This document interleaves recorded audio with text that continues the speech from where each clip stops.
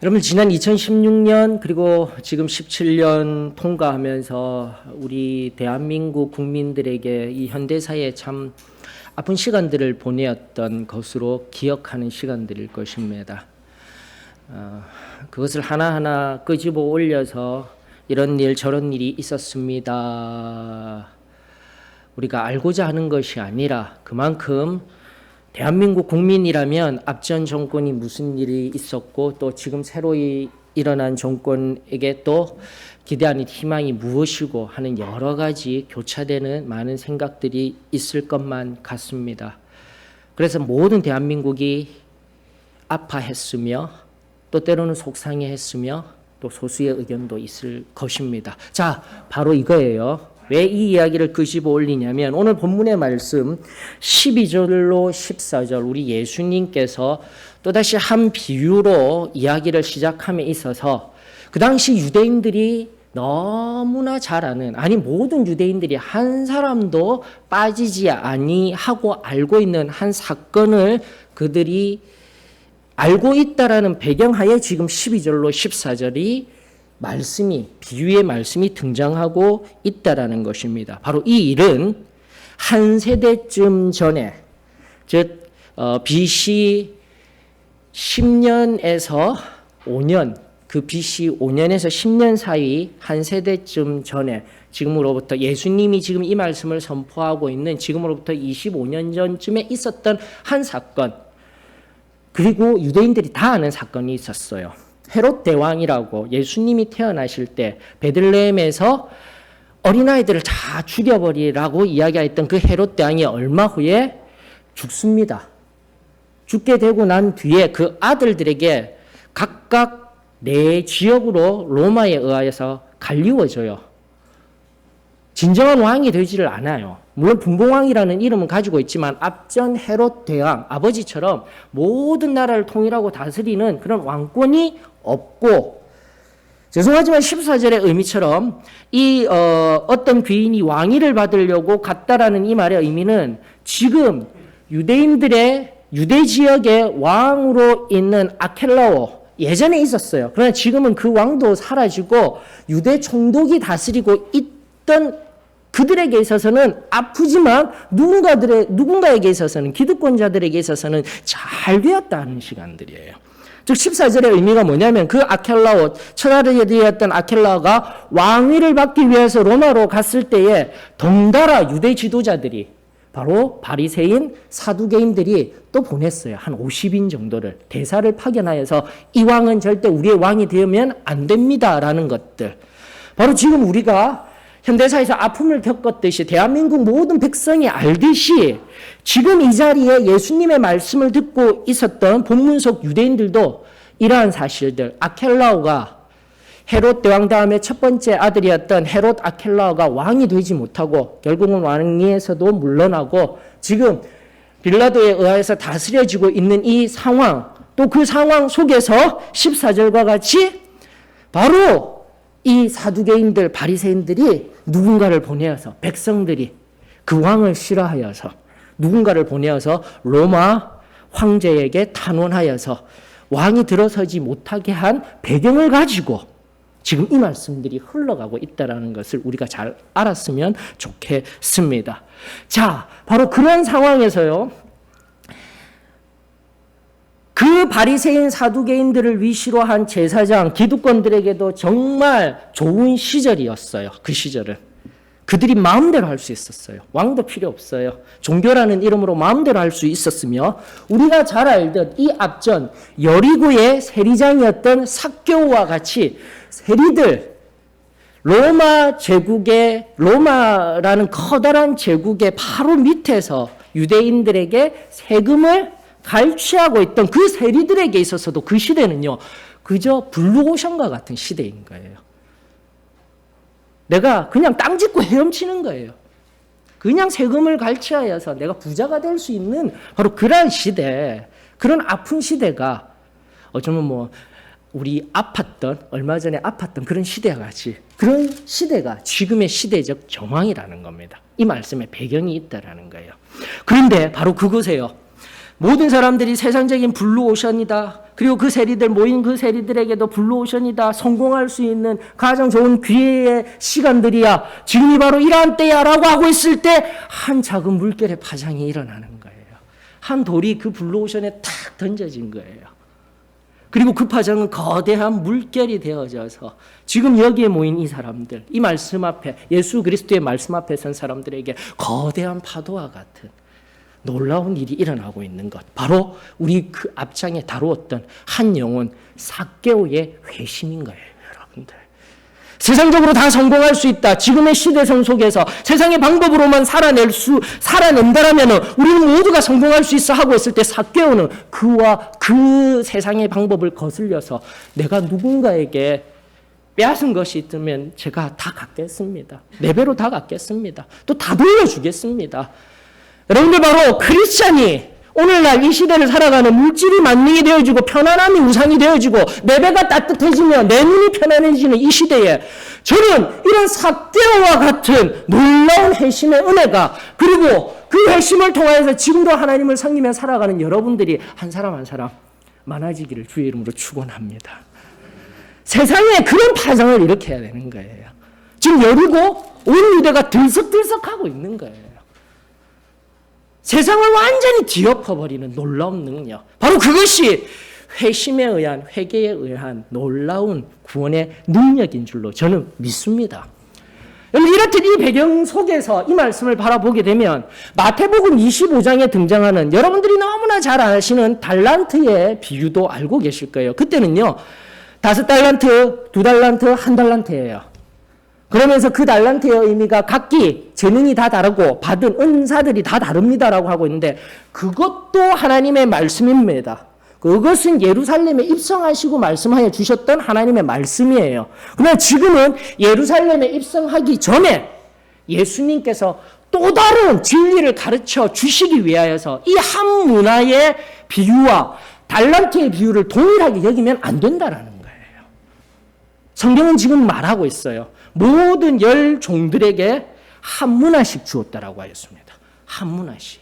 도대체 이 한 문화의 의미가 무엇인지 지금까지 내가 그냥 신앙생활 한다면서 달란트나 문화나 똑같지 하나님의 말씀을 우리가 세심하게 살펴보지 못하였다라면 오늘 바로 이러한 배경 속에 지금까지 말씀드렸던 그 배경과 함께 이 한 문화의 의미가 무엇인지 우리들 심령에 꼭 새기며 이 시대에 다시 한 번 더 삭개오와 같은 회심하는 자로 날마다 하나님 앞에 회개하는 자로 날마다 그 회개의 능력을 통하여서 승리하는 자로 이 세상에 커다란 파고를 일으킬 수 있는 놀라운 능력의 사람들이 되어지기를 주의 이름으로 축원합니다.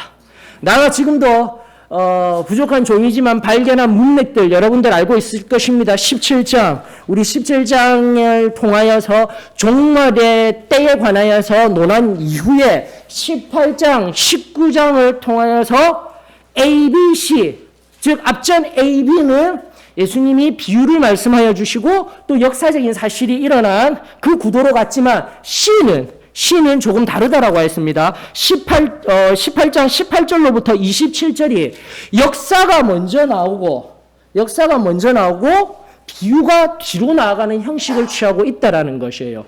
그래서 종합적으로 이 말씀을 살필 때에 17장, 누가복음 17장, 18장, 19장의 의미는 종말의 때를, 마지막의 때를 살아가고 있는 것이 우리들입니다. 이런 종말론적인 시각을 가져야 한다는 것이 첫 번째 의미예요. 예수 그리스도께서 다시 오시지 아니하실 것 같이 살아가서는 안 된다라는 거죠. 다시 한 번 더 오늘 당장이라도 오실 그분 앞에 내가 담대히 설 수 있습니다. 그 은혜가 있기를 주의 이름으로 축원합니다. 그게 크리스찬이에요, 여러분들. 예수님이 오시면 지금 당장이라도 그 부르심 앞에 내가 나아갈 수 있습니다. 거리낌이 없어야 돼요. 그리하였을 때의 세 가지 관점에서 A, B, C 이 관점이 실제적으로 비유를 주시고 실제적으로 일어난 일, 이중적인 강조용법으로서 오늘날 종말의 때를 살아가는 성도들에게 가장 필요한 덕목이 무엇입니까? 우리가 행하여야 할 것이 무엇입니까? 하나님께서 말씀하여 주시는 바로 예루살렘으로 해받으시기 전에 마지막 그 예루살렘으로 가시기 전에 마지막으로 우리들에게 들려주시는 예수 그리스도의 그 사랑의 메시지 저와 여러분들에게 들리워지는 귀한 하나님의 말씀이 되어지기를 오늘 또 이 말씀 강해를 통하여서 이 마지막 시를 마무리하면서 처음에 가졌던 간청하는 기도 간구해야 합니다. 그 과부와 같이 엎드려서 하나님 앞에 끊임없이 간구하는 기도가 흘러나와야 합니다. 믿음으로 우리 하나님 앞에 겸손히 그 귀한 기도가 올려지기를 원합니다. 나가 또다시 바리새인과 세리, 죄인이라 여기던 자기의 의를 가지고 자기가 옳다라던 바리새인들을 넘어 하나님의 의 앞에 나는 날마다 죽어야 할 죄인입니다. 라는 이 어린아이와 같은 믿음의 사람이 되어지게 될 때, 그런 겸비한 마음을 가져야 할 때가 바로 이때이자 하나님 앞에 어린아이와 같은 믿음으로 나아가야 되는 것. 그것이 A와 B의 관점이었다면 오늘 다시 한 번 더 한문화가 도대체 우리들에게 무엇을 의미하는지를 살펴서 고도실 주님 앞에 다시금 강조합니다. 온전히 설 수 있는 저와 여러분들이 되어지십시다. 자, 우리 성경에 보게 되면은 12, 14절에 역사적인 배경에 대해서 그리고 그 유대인들이 말씀을 듣고 있는 유대인들 나아가 또 특정할 수 있는 그들이라고 성경이 말하고 있는 그들에게 모두가 알 수 있는 말씀을 주시면서 이야기를 하고 있습니다. 여기서 어떤 귀인이 왕위를 받아가지고 라고 하고 있는데 역사 속에서는 현실 속에서는 헤롯 아켈라오라는 인물이지만 다시금 예루살렘을 향하여서 해받으시고 십자가 지시고 죽음과 사망의 권세 이기시고 우리들에게 놀라운 구원의 은혜를 주시기 위하시는 진정한 이 땅의 귀인, 헬라어로는 유게노스 안드로포스라고 합니다. 유게네스 안드로포스라고 하는데 이것은 귀인이라고 번역하기엔 너무 약해요. 진짜 그 고귀한 혈통을 가진 자 이런 뜻이에요. 최상급의 용어예요. 귀인이라고 여기에서 얘기하고 있는 유게네스 안드로포스라는 의미는 고귀한 핏줄을 가진 자. 여러분들 예수 그리스도이십니다. 그 고귀한 핏줄은 누구로부터? 바로 전능하신 하나님, 유일하신 하나님, 이 땅을 창조하시고 모든 만물의 주관자 되시는 진정한 하나님의 아들이신 바로 그분 예수 그리스도. 참으로 고귀한 혈통을 가지신 그분, 오늘도 우리들 가운데 그 피를 흘리신 그 고귀한 피를 흘리시며 우리를 구원하여 주신 그 피값이 얼마나 귀한지 얼마나 존귀한지 다시 한 번 더 하나님 앞에 감사함으로 우리 일어설 수 있는 저와 여러분들이 되었으면 참으로 좋겠습니다. 그러면서 그 역사적 배경과 함께 자신이 앞으로 나아가야 할 일들을 설명하고 있었던 것이죠. 왜요? 왜 그런 설명을 하고 있으신 것입니까? 자, 다시 한 번 더 우리 시라는 관점, 이미 역사로서 말씀 먼저 나왔던, 비유가 먼저 나오고 역사가 먼저 나온다라는 AB의 관점을 넘어서 먼저 역사로서 실제적인 있었던 일들 속에서 답이 있었어요. 왜 이렇게 하셨어야 되느냐? 왜 십자가를 지시며 진정한 그 존귀한 분이 그 피를 흘리시며 나아가실 수밖에 없으셨느냐? 27절, 바로 시절, 시 본문에 역사적으로 있었던 그 일들 속에서 답을 이미 가르쳐 주셨어요. 27절 때문인 거예요. 그래서 비유와 역사가 또 시 부분은 바뀔 수밖에 없는 이유가 여기에 있는 겁니다. 시, 우리 다 같이 한번 읽어볼까요? 누가복음 18장 27절입니다. 앞에 준비되었을 것입니다. 다 같이 읽어봅니다. 시제 이르시되 무릇 사람이 할 수 없는 것을 하나님은 하실 수 있느니라. 바로 이것 때문인 거예요, 여러분들. 아무도 할 수 없는 유일하게 흠도 없이 점도 없이 죄가 없으신 오직 그분만이 우리의 모든 죄를 담당할 수 있기 때문에. 그리고 나아가 그 한 문화의 의미는 다른 의미가 아니에요. 달란트, 재능의 의미가 아니라 여기서 말하는 한 문화의 의미는 바로 그 존귀한 피로 하나님만이 하실 수 있는 그 속죄의 제물 되어주신 그 피로 말미암아 받은 구원의 의미가 바로 한 문화의 의미인 줄 저는 믿습니다. 그리고 그것을 온전히 믿고 깨달아 또 회심하여서 하나님의 자녀라 여기는 우리 한 사람 한 사람에게는요 동등한 구원의 은혜가 적용된 줄로 믿습니다. 누구는 더 크고 누구는 더 작고 나는 아주 너무나 비참한 자리에 있었기 때문에 내가 받은 은혜가 구원이 더 커. 아닙니다. 그런 것 없습니다. 하나님의 관점에서는 모든 종들에게 동일하게 내어주신 한 문화. 제가 받은 구원의 은혜도 동일하게 하나님 앞에 귀하고 오늘 우리 가장 작은 자 어린아이라 할지라도 그 아이가 하나님 앞에 은혜 받아 구원받은 자리에 있다면 그 아이도 하나님 앞에 귀한 한 영혼이 될 수 있는 거예요. 이것이 우리가 관념적으로만 알고 있던 달란트와 문화 같은 의미이지 않습니까? 예, 아니다라는 거예요. 사랑하는 성도 여러분, 다시 한 번 더 전능하시고 자존하시고 유일하신 여호와 하나님의 하나밖에 없던 외아들의 그 핏값으로 받은 은혜가 구원입니다. 우리 모두에게 오늘 이 시간, 우리 한 사람 한 사람에게 지금은 은혜가 많이 식어져서 하나님의 말씀이 들리워지는 지금도 꾸벅꾸벅 졸고 감사합니다. 그 마음에 편안한 은혜가 있음에 감사를 드립니다. 질죄가 하는 게 아니에요. 막 화가 나서 이 소리 듣다가 그냥 나가지 않냐고. 그것이 얼마나 편안한 말씀이면은 귀하죠. 귀하죠, 여러분들. 괜찮아요. 우리 하나님께서는 그런 자도 또 내가 아무짝에도 쓸모없는 자야. 내 자존감이 무너질 대로 무너져서 내 남편에게 사랑받지 못하고 내 아내에게 존중받지 못하고 세상 사람들에게 손가락질 받는 우리라 할지라도 우리 하나님은 동일하게 나에게 한 문화를 주신 자와 같이 사랑하시며 존귀한 자이심을 믿음으로 고백할 수 있기를 주의 이름으로 축원합니다. 누군가는 열심히 하고 있기 때문에 저 사람은 은혜가 큰 자야. 아닙니다. 누군가는 지금도 졸기 때문에 아닙니다. 다시 한 번 더 그 구원의 은혜는 모두가 동일하고 이 동일한 은혜를 우리에게 주신 하나님의 은혜에 감사하십시다. 그래야 할 때 저는 우리 소망교회 안에 다시금 온전한 하나됨의 은혜의 역사가 한 사람 한 사람을 귀히 여기시는 아버지의 마음을 진정으로 깨닫게 된다라면 내 시각으로, 내 판단으로, 내 마음으로 아무렇게 바라보는 그 한 사람 한 사람이 얼마나 존귀한 내 형제이며 자매인지를 깨달아 알게 될 줄로 믿습니다. 그리고 사랑하십시다. 그리고 하나가 되십시다. 그리고 함께 손잡고 우리 주님 오실 그때까지 한 사람도 빠짐없이 여기에 모인 우리 한 사람 한 사람 모두 동일하게 우리 주님 앞에 온전히 설 수 있는 은혜가 저와 여러분들에게 있기를 원하며 다시금 한 문화의 의미 오늘 다른 거 다 잊어버리셔도 돼요.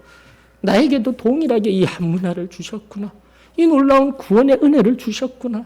그 은혜가 감사하여서 오늘 그 영광을 되돌려 드리며 하나님 앞에 깊은 감사를 고백하며 흘려보낼 수 있는 귀한 예배가 되어지기를 주의 이름으로 축원합니다. 그런데 성경을 바라보니까 이렇게 모두가 동일하게 한 문화씩 받았는데 그래도 칭찬받는 두 사람이 보여요. 칭찬받아요. 저도 여러분들도 칭찬받는 사람들이 되었으면 좋겠습니다. 10종에게 각각 한 문화씩 주어서 동일한 구원의 은혜를 주었는데 두 사람은 바로 5문화 남기고 또 한 사람은 10문화를 남겨서 하나님 앞에 칭찬받는 인생. 저는 세상의 모든 교회 성도들 우리가 알지 못하지만 다시금 강조합니다. 사도의 신앙교회만 소망교회만 구원이 있다. 그렇게 이야기하면은 이단적입니다. 절대 아니에요. 오늘날에 나는 모르지만 문드림치며 이 확실한 진리가 선포되었음에도 불구하고 우리가 사랑하지 못하고 우리가 존귀 여기지 못했던 이 복음의 놀라운 비밀을 우리는 담지하고 있었지만 그럼에도 불구하고 희미하게 아는 그 상황 속에서 하나님 앞에 몸부림치며 하나님을 올바로 섬기고 나아가는 이 시대의 의인들 여러분들 있습니다. 이제 더 이상 하나님 앞에 저는 우리 교단이 우리 교회가 은밀한 교만 숨기고 가려진 교만의 자리에 있지 아니하기를, 그 껍질을 깨트리고 다시금 활짝 새롭게 만개한 꽃과 같이 또다시 힘차게 날아오를 독수리와 같이 그렇게 새롭게 하나님 앞에 세워지는 은혜가 저와 여러분들에게 있기를 원합니다. 우리 엄밀히 살피면 기도도 너무 약해요. 하나님의 말씀도 너무 몰라 무지하였어요. 그리고 지금도 신앙생활을 어떻게 해야 할지 기분으로 돌아가자, 기분으로 돌아가자 이렇게 외치는 제가 지금도 이렇게 외쳐야 하나? 아니면 하나님이 기뻐하시는 더 귀한 한 걸음 한 걸음을 내딛어야 하는데 고민할 정도로 우리 연약한 자리에 있음을 깨달아야 합니다.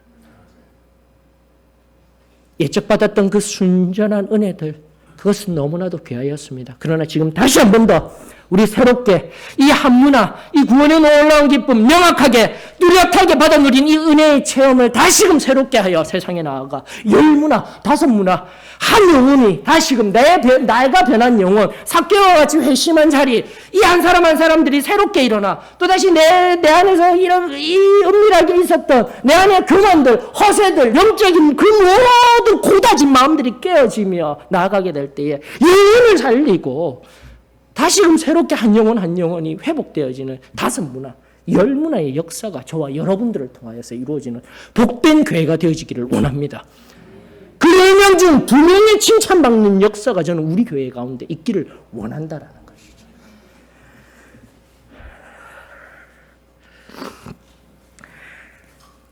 언젠가도 한번 말씀드린 바와 같이 세상에 통용되는 한 법칙이 있습니다. 80대 20 법칙. 파레토, 이탈리아의 경제학자인 파레토에 의해서 만들어진 경제학의 법칙.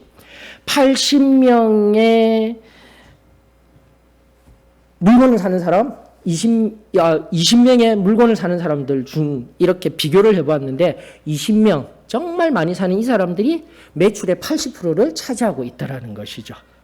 그리고 그것이 사회학의 개념, 심리학의 개념으로 다 들어가서 그냥 80%의 사람은 본질적으로 뭔가 깊은 가운데 들어가는 삶이 아니라 그냥 평범하게 살아가는 80%의 삶이 있는 반면에 20%의 사람은 또다시 그 본질을 명확히 꿰뚫어서 좀 더 나은 삶을 살아가는 사람들, 뭐 사회적인 관점, 심리학적인 관점에서 자꾸 넓혀져 나가는 것이 이 파레토의 법칙입니다. 결국은 뭐냐면은 다수의 80%의 사람보다 20%의 이 사람이 중요하다라는 거예요.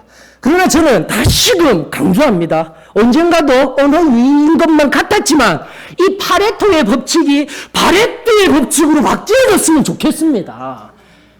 바레토 선교사님을 통하여서 그 사랑을 받았다라면은 이제 남은 20%의 사람만 열심히 헌신하고 나는 이제 다 끝난 인생인데 나에게는 이제 다 식어졌는데 그 80%의 사람이 아니라 바로 그 80%의 바레토 선교사님을 통하여서 우리가 받은 그 놀라운 승리가 그 놀라운 은혜에 부들부들 떨면서 또 말씀 앞에 부들부들 떨면서 성령이 나에 대하여 말씀하시는 그 말씀과 임재의 경험에 부들부들 떨면서 80%의 사람들이 일어나는 은혜, 그 영적인 바레토의 법칙이 일어났으면 좋겠어요. 사랑하는 성도 여러분, 누차게 강조합니다. 사람이 우상되는 것 원치 않습니다. 하지만 예수 그리스도의 그 놀라운 사랑을 바레토 선교사님이라는 그 선교사님의 투명한 삶을 통하여서 우리가 배우고 알았지 않습니까? 그분을 우상화시키자라는 것이 아니라 그분의 삶을 통한 예수 그리스도의 사랑이 어떠한지 우리는 단순하게 다 받아 누렸어요. 받아 누린 것으로 끝내는 인생,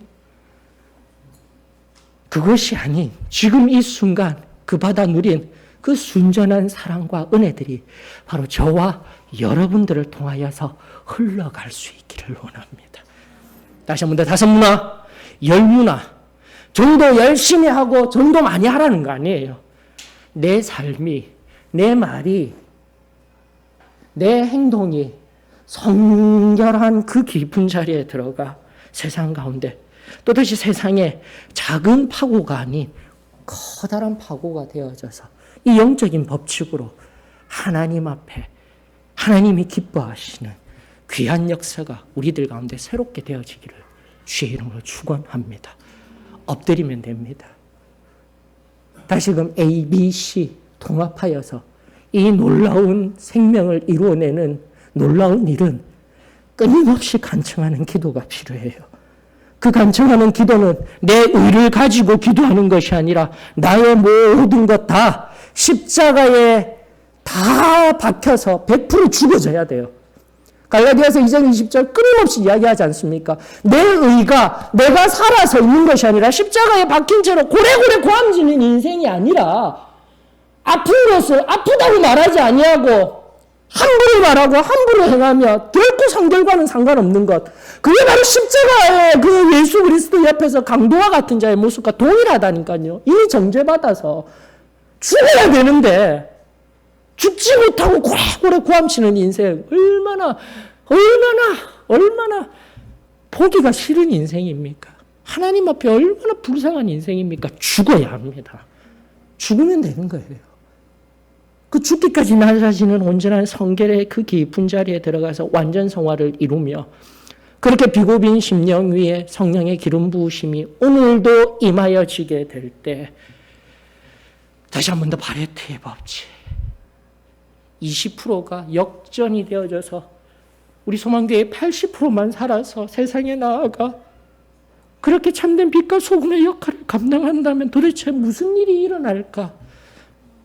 이 삼각지에 무슨 일이 일어날까? 이 서울에 무슨 일이 일어날까?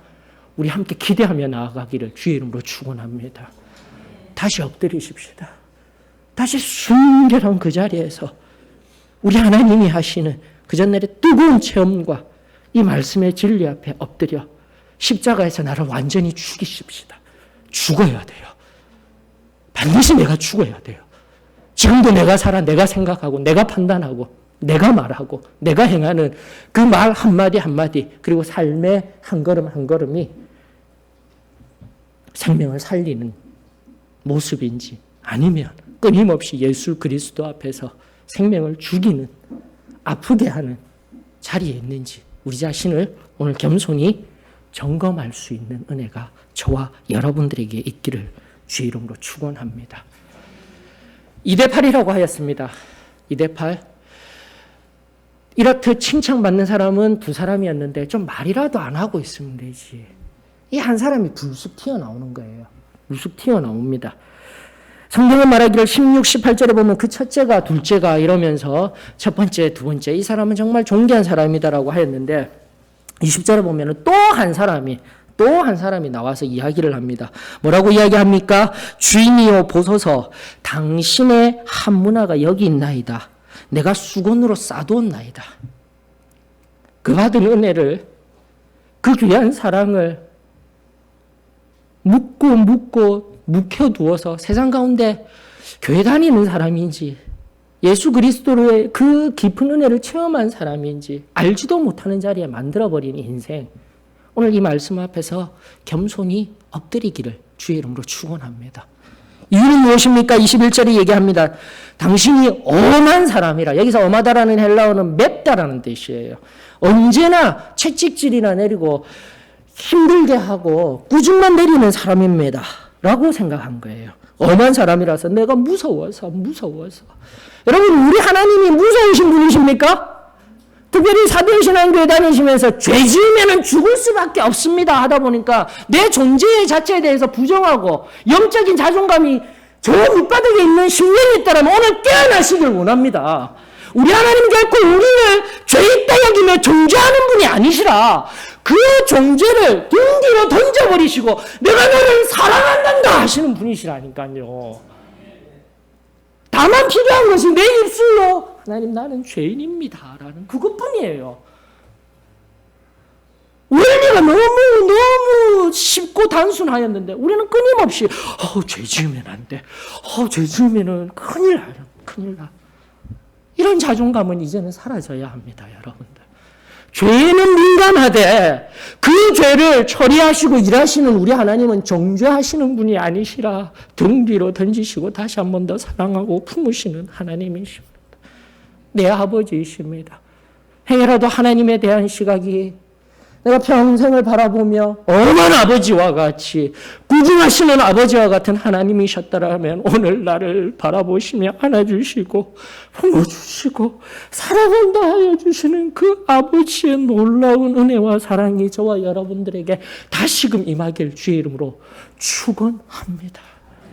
그러다 보니 이 놀라운 구원의 은혜를 받고도 세상 가운데 증거하지 못하는 거예요. 이 귀한 하나님의 말씀, 죄로부터 자유함을 누리며 승리할 수 있습니다.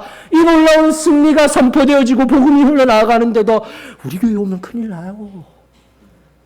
아우, 부끄러워서 우리 교회에 오라고도 내가 말도 못하겠어요. 아직도 바로 이 말로 불평하고 불만하고 아직도 이 복음의 귀한 것들을 증거해내지 못하고 삶으로 드러내지 못하고 아직도 어린 아기와 같이 빽빽 울면서 요즘 지난번에도 알려드린 거 우리 조카 때문에 은혜도 받고 있지만 우리 조카 때문에 저도 신경이 조금씩 예민해지고 있어요. 이제 우리 조카가 아기가 아니라 아이가 되어가는 것 같아요. 아기는 귀여워요. 막 그 본능에 의해서 배고파 이러면은 응애 하면 뭔가 보이는데 이제는 막 뭐가 보여요. 원하는 게 없으면 근데 이거예요. 아기가 아이가 되어져 가며 지난번에도 설교를 통해 알려드리면 이 10가지 하나님께서 풍성한 은혜를 주셨는데 1, 2, 3에서 멈춰버려 있는 내 시간에 신앙의 연륜들은 30년, 40년이라고 하지만 3, 40년 신앙의 연륜의 합한 성숙함과 진정한 참된 성결의 은혜가 내 안에 없다면 성령이 일하시도록 나를 하나님 앞에 내어드리지 못한 인생이 된다면 바로 동일한 거예요. 아이와 같이 내가 필요할 때마다 빽빽 우는 불평하는 진정한 말, 하나님의 숨결에 의해서 위로하고 세우며 사람에만 덕을 세우는 인생이 아니라 그냥 목의 소리만 계속해서 질러대며 하나님의 사랑, 하나님의 안위, 하나님의 그 은혜의 풍성함은 증거되지 못한데 불평, 불만, 시기, 질투로 평생을 허비하고 있는 사람. 다시 한 번 더 자유할 수 있는 은혜가 있기를 원합니다. 바로 그렇게 톡 하고 나왔더니 이런 불평불만을 했더니 예수님도 책망하시잖아요. 그때까지는 칭찬하고 말도 못하고 있는 그 8명 바라보면서도 정죄하지 아니하신다니까요. 그들에게 아무 말씀도 하지 아니하셨어요. 남겼다고 못 남겼다고 절대 말하지 않고 있는데 이 톡 쏘면서 불평불만하고 하였을 때 예수님이 뭐라고 하십니까? 22절 주인이 이르되 악한 종아 내 말로 너를 심판하느니 하나님의 말씀을 귀히 여겨야죠. 오늘도 내가 지금 어떠한 자리에서 무슨 말을 하고 있고 어떠한 행위를 하고 있는지 말이 나오고 행위가 나오는 것은 전부 내 안에서 일어나는 거예요. 다시는 마태복음 안 찾아봐도 아시잖아요. 그 안에 들어온 것들이 다 있기 때문에 말로 나오고 행동으로 나오는 거예요. 여러분들. 그 말과 행동 우리 하나님께서 다 붙들어 주시고 그 말과 행동이 변화되는 것이 아니라 내 안에 지금도 부패하여서 숨은 죄로 인하여서 고든 심령 또다시 고슴도치와 같은 불평하는 심령 우리 하나님께서 다 만지시며 유순한 마음으로 살같이 보드라운 심장으로 그 고귀한 자의 그 피가 다시 한 번 더 우리를 감화 감동시키시며 새롭게 하여 주시는 놀라운 은혜가 여기에 있음에 이 시간 감사를 드립니다. 이 복음 앞에 우리 겸손히 무릎 꿇으십시다. 말씀의 결론을 향해서 나아갈까요? 여러분들 여기서 칭찬받는 자들의 상태가 등장합니다. 지금까지 논하였던 것 같이 말이라도 안 하고 있으면 괜찮은데 그 말하는 사람에 관한 이야기도 살폈지만 이 칭찬받는 자들의 말은 너무나 아름다운 거예요. 여러분들. 그들이 무엇 하고 이야기합니까? 16절, 18절에 이렇게 이야기를 합니다. 주인이시여 당신의 한 문화로 10문화를 남겼습니다. 주인이시여 당신의 한 문화로 5문화를 남겼습니다. 내가 워낙 은혜를 크게 받아서요. 내가 그냥 떡 부러지는 은혜를 받았어요. 내가 좀 가방끈이 길어요. 내가 좀 재물이 많아요.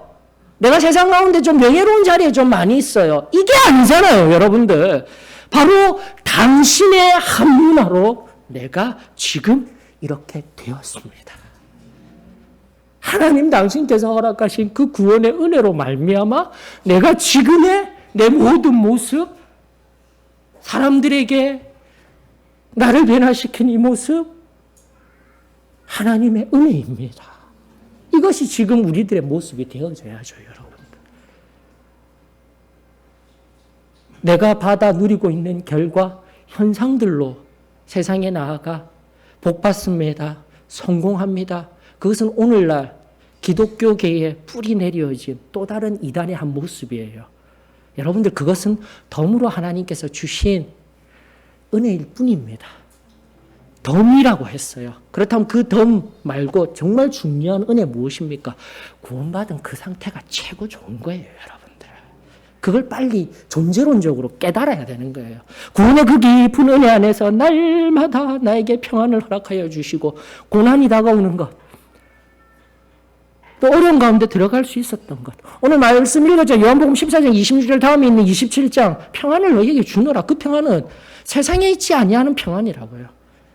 힘들고 어려운 상황 속에 상황은 변하지 않지만 거기에 내어주시는 그 평안이 진정한 구원의 은혜이자 하나님이 오늘날 우리들에게 허락하여 주시는 참된 기쁜 소식인 줄로 저는 믿습니다.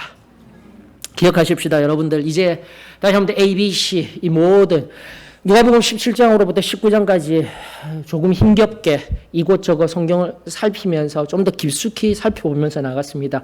A, B, C의 관점에서 다시 한 번 더 오늘날 고도실 주님을 기억하며 끊임없이 기도로서 온전히 서 있는 우리, 그리고 어린아이 같은 믿음, 내 의로 선 믿음이 아니에요. 내 의가 조금이라도 드러나게 되면은 예수님께서 이때 당시에 신랄하게 비판하였던 바리새인들과 동일한 자리에 들어갑니다. 나는 죽어야 합니다.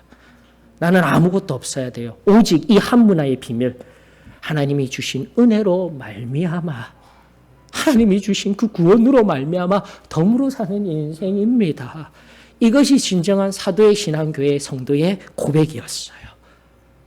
그 고백이 회복되어지고 그 순전한 은혜의 자리에 들어가게 될 때 다시 한 번 더 세상의 성공, 세상이 주는 명예, 세상 예수님 잘 믿으면 복 받습니다라는 이 세상의 모두 다수들이 누리고 있는 기독교의 왜곡된 본질 속에서 저와 여러분들이 한 작은 파장이 되어질 줄로 저는 믿습니다. 올바른 진리에 합당한 우리 하나님의 아들, 딸들이 온전히 세워져서 다시금 고도실 주님 앞에 이 좁은 길의 걸음 끝까지 경주하며 나아갈 수 있는 은혜가 저와 여러분들에게 이루어지기를 주의 이름으로 축원합니다.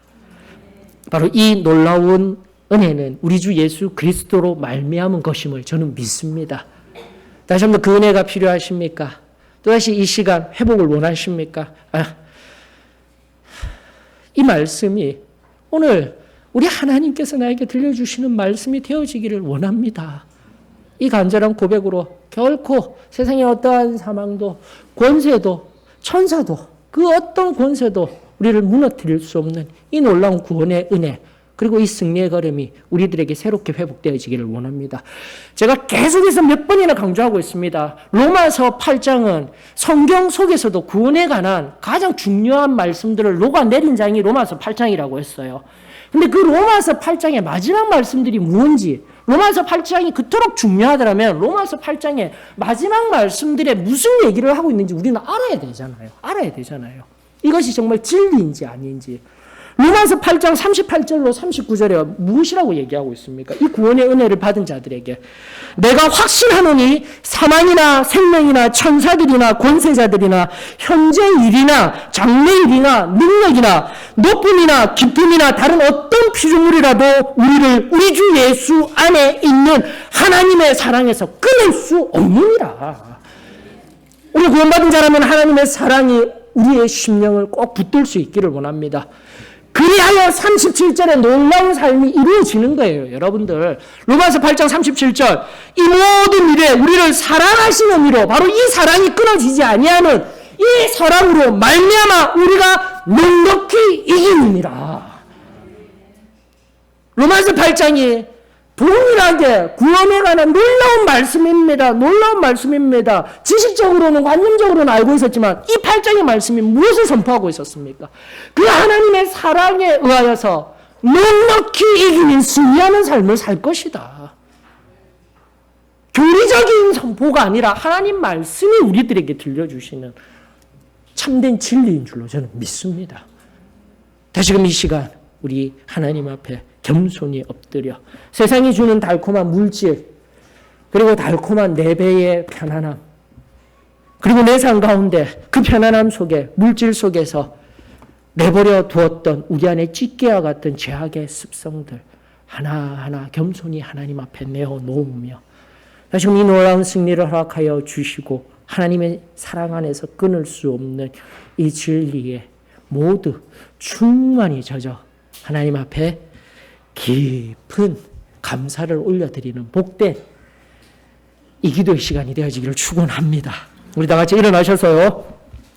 그러한 놀라운 사랑을 내어주신 예수 그리스도의 사랑 감사하며 찬양 올려드리며 324장 소마의 찬송가입니다. 소마의 찬송가 324장 올려드리면서 깊은 기도의 시간으로 나아가십시다. 324장입니다.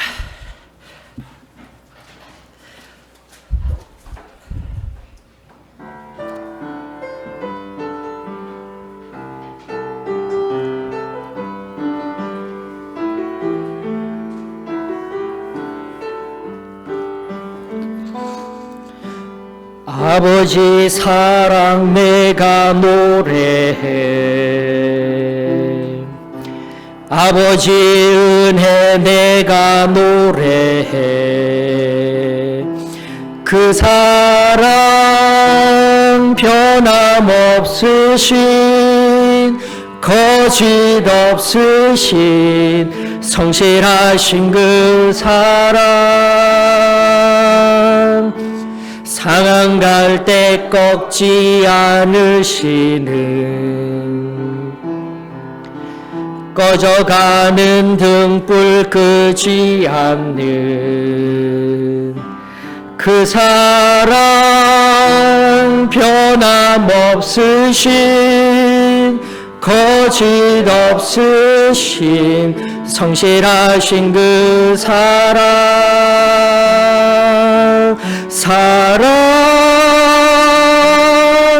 그 사랑 날 위해 죽으신 날 위해 다시 사신 예수 그리스도 다시 오실 그 사랑 죽음도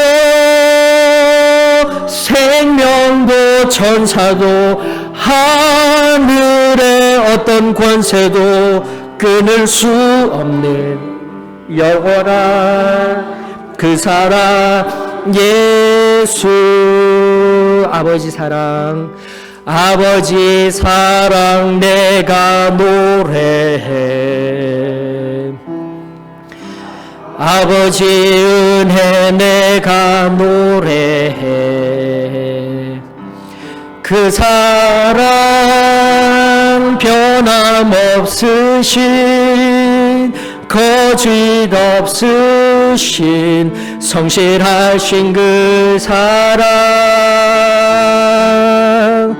상한 갈 때 꺾지 않으시는 꺼져가는 등불 끄지 않는 그 사랑 변함없으신 거짓 없으신 성실하신 그